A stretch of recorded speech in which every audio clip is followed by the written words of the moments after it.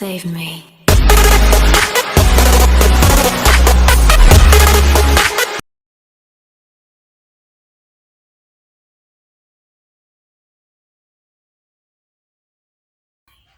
Assalamualaikum warahmatullahi wabarakatuh. Selamat pagi dan salam sejahtera bagi kita semua. Anak-anak sekalian, pada hari ini kita melanjutkan pelajaran kita pada bab yang ke-6, memperkuat komitmen kebangsaan, dengan subbab semangat dan komitmen kebangsaan pendiri negara. Yang dimaksud dengan semangat adalah tekad dan dorongan hati yang kuat untuk menggapai keinginan atau hasrat tertentu. Sedangkan komitmen adalah sikap dan perilaku yang ditandai oleh rasa memiliki, memberikan perhatian, serta melakukan usaha untuk mewujudkan harapan dan cita-cita dengan sungguh-sungguh. Para pendiri negara kita mempunyai semangat dan komitmen yang kuat untuk memperjuangkan kemerdekaan Indonesia. Untuk mengetahui bagaimana semangat dan komitmen para pendiri negara dan betapa banyaknya rintangan, kesulitan yang mereka hadapi, pada hari ini kita akan mengkaji tentang betapa sulitnya Insinyur Soekarno dan Muhammad Hatta dalam memperjuangkan kemerdekaan Indonesia. Insinyur Soekarno dilahirkan di Blitar, Jawa Timur, 6 Juni 1901 dan meninggal di Jakarta pada tanggal 21 Juni 1970.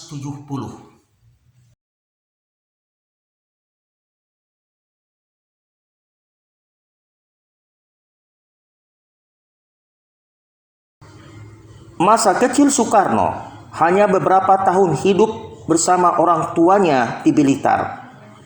Semasa SD hingga tamat, beliau tinggal di Surabaya, indekos di rumah Haji Omar Said Cokro Aminoto, politisi Kawakan, pendiri Syarikat Islam. Kemudian beliau melanjutkan sekolah di HBS. Saat belajar di HBS, Soekarno telah menggembleng jiwa nasionalismenya. Selepas lulus HBS tahun 1920, Soekarno pindah ke Bandung dan melanjut ke THS, Sekolah Teknik Tinggi yang sekarang menjadi ITB. Perjuangan Insinyur Soekarno didasarkan semangat dan komitmen kemerdekaan Indonesia untuk meraih kemerdekaan. Pergerakan perjuangan menurut Soekarno harus terorganisir dengan baik. Maka pada tanggal 4 Juli 1927, Insinyur Soekarno mendirikan PNI atau Partai Nasional Indonesia. Komitmen dan perjuangan Soekarno untuk kemerdekaan menyebabkan Soekarno ditangkap dan pada tanggal 30 Desember 1929 Soekarno dijebloskan ke penjara Banciu, Bandung. Penjara Banciu, Insinyur Soekarno mendekam selama 8 bulan atas tuduhan pemberontakan. Soekarno yang menjabat ketua PNI dijebloskan ke penjara Banciu. Pada tahun 1930, Insinyur Soekarno dipindahkan ke penjara Sukamiskin, Bandung. Di kamar TA01, Insinyur Soekarno menyusun pledoi atau pembelaan yang berjudul Indonesia Menggugat. Pledoi atau pembelaan tersebut dibacakan dalam persidangan di Gedung Pengadilan Kolonial Bandung. Soekarno dalam pembelaannya yang berjudul Indonesia Menggugat mengungkapkan bahwa bangsa Belanda sebagai bangsa yang serakah, yang telah menindas dan merampas kemerdekaan bangsa Indonesia. Pidato pembelaan atau pledoi Insinyur Soekarno itu membuat Belanda makin marah sehingga PNI bentukan Soekarno dibubarkan pada bulan Juli 1930. Setelah keluar dari penjara, ia kemudian bergabung dengan Partindo.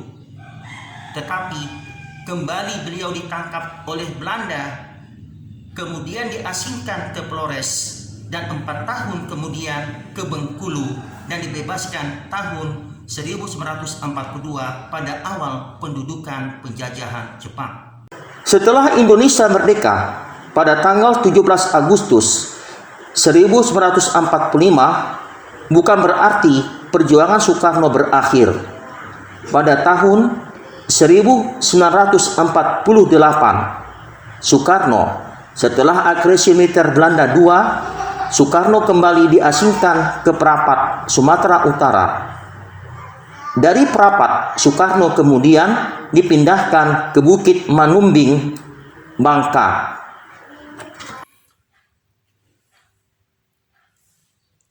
Anak-anak sekalian, setelah kalian mengetahui secara singkat tentang perjuangan Insinyur Soekarno, sekarang kita masuk kepada tokoh yang kedua, yaitu Dr. Randus Muhammad Hatta. Dr. Randus Muhammad Hatta lahir di Bukit Tinggi pada tanggal 12 Agustus 1902. Muhammad Hatta merupakan organisatoris, aktivis partai, negarawan, proklamator, pelopor koperasi, dan wakil presiden pertama Indonesia. Sampai pada tahun 1921, Hatta menetap di Rotterdam, Belanda, dan bergabung dengan sebuah perkumpulan pelajar tanah air yang ada di Belanda, Indische Vereniging.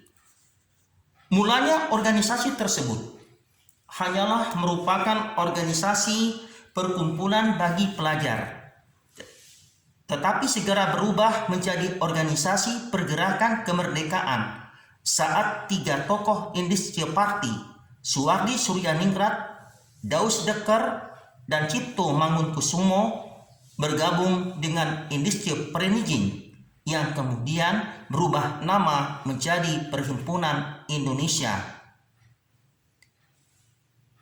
Di Perhimpunan Indonesia, Hatta mulai meniti karir di jenjang politiknya sebagai bendahara pada tahun 1922 dan menjadi ketua pada tahun 1925.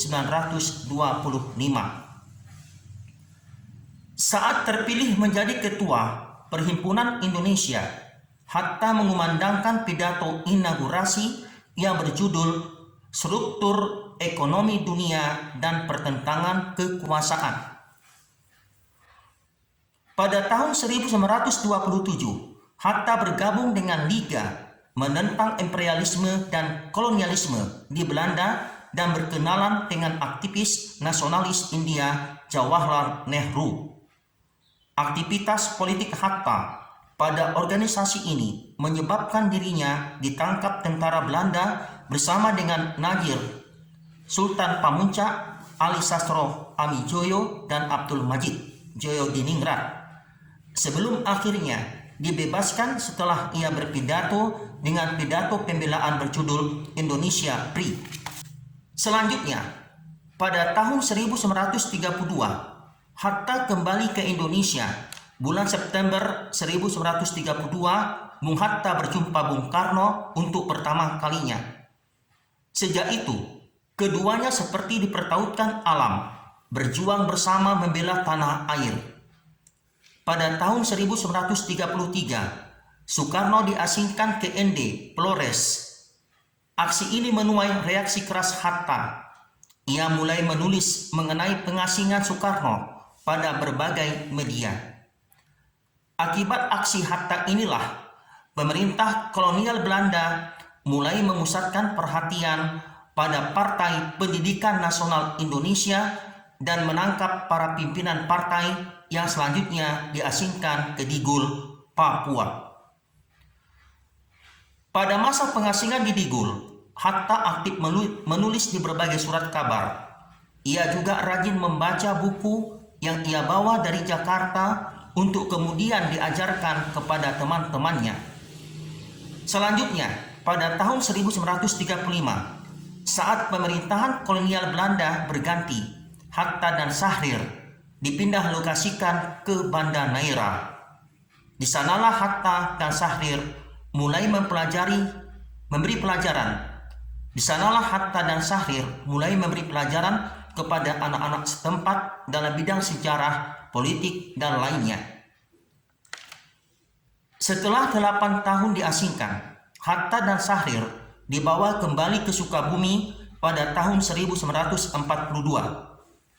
Selang 1 bulan pemerintah kolonial Belanda menyerah pada Jepang, pada saat itulah Hatta dan Syahrir dibawa ke Jakarta.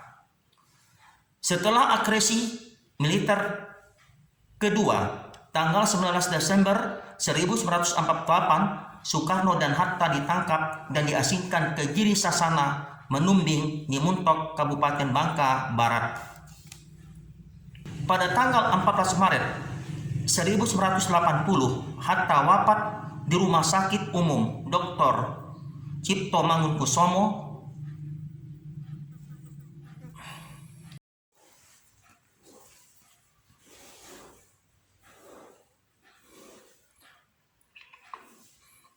anak-anak sekalian. Semangat dan komitmen kebangsaan bukan hanya ditunjukkan oleh Insinyur Soekarno dan Dr. Andes Muhammad Hatta, tetapi para pahlawan kita yang telah berjuang bagi kemerdekaan Indonesia mempunyai semangat dan komitmen yang tinggi yang sudah seharusnya untuk kita teladani pada saat ini. Tantangan jangan membuat kita menjadi lemah, tapi tantangan membuat kita untuk menjadi orang hebat dan menjadi orang yang lebih baik di masa-masa yang akan datang. Demikian saja pelajaran kita pada hari ini. Semoga kalian dapat memahaminya. Assalamualaikum warahmatullahi wabarakatuh. Selamat pagi dan salam sejahtera bagi kita semua.